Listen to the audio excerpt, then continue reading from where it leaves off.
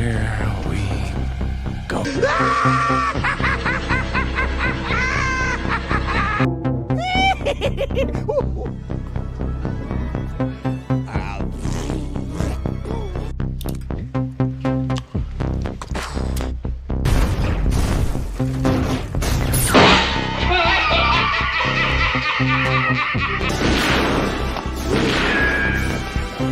Is like gravity. All it takes is a little push.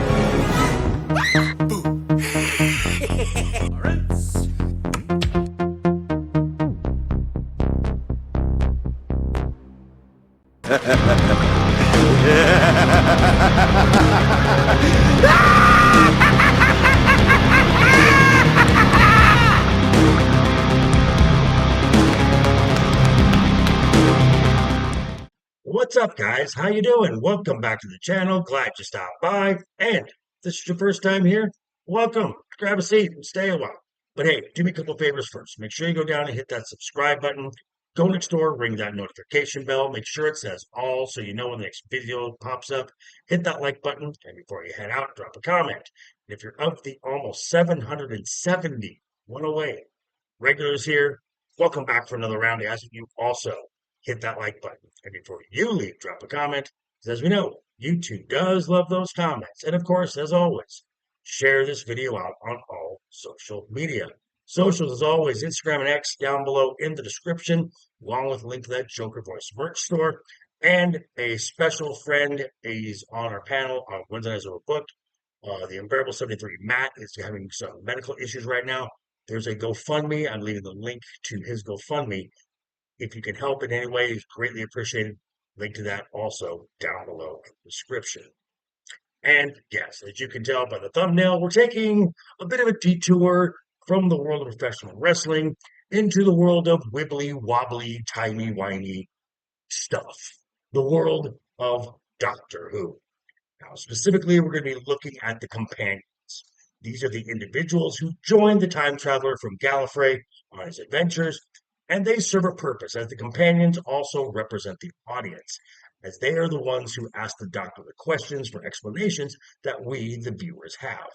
So, with that, let's take a look at the companions of the Doctor. Doctor Who? Doctor Who.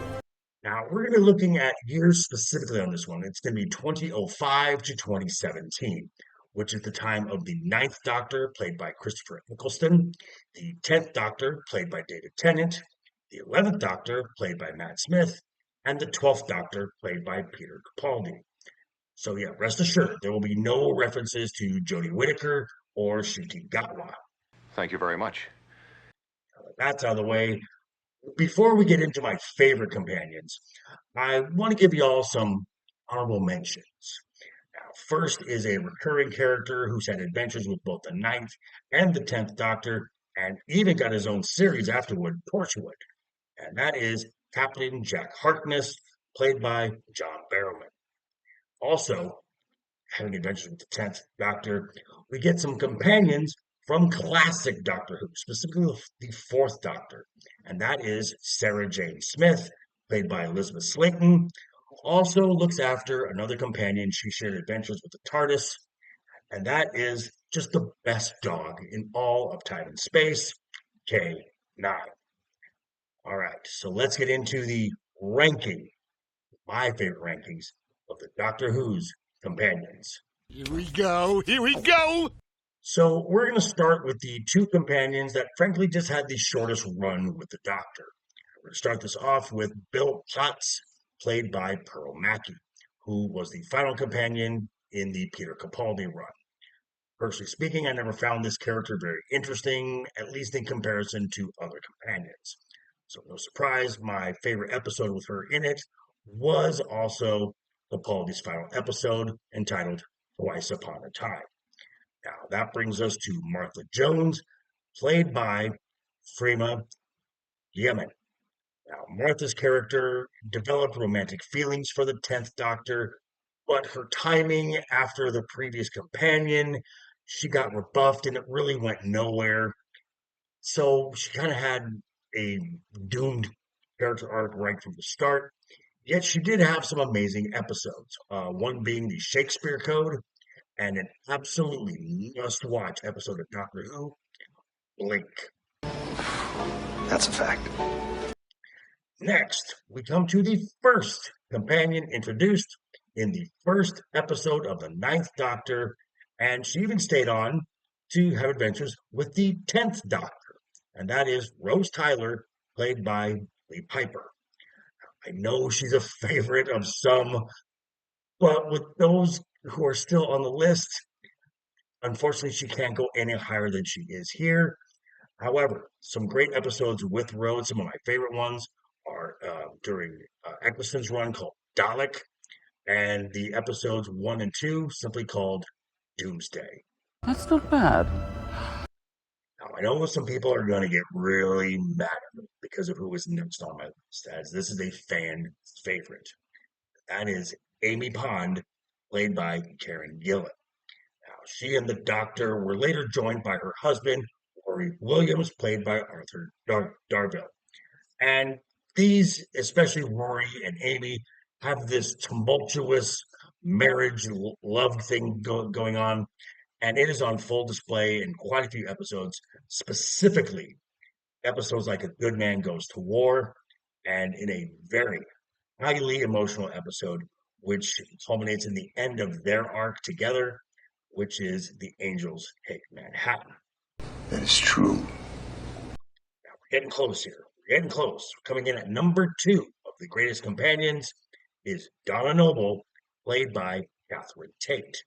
Now, she traveled with the 10th Doctor, that's David Tennant, and her and Tennant, the chemistry they have together is really something special to watch. The banter back and forth is absolutely wonderful. Now, Donna ranks as the second best companion, with her overall arc, which culminates in a wonderful yet tragic story, that being the Dr. Donna. So beautiful.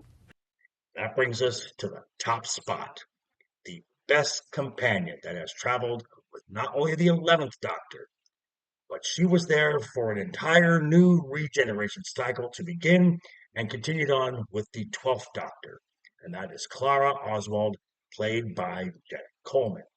Now, we meet her first in Asylum of the Daleks under the name Oswald. Now, she reappears in the Christmas special The Snowman, where she dies for a second time and tells the Doctor to run, you clever boy, and remember.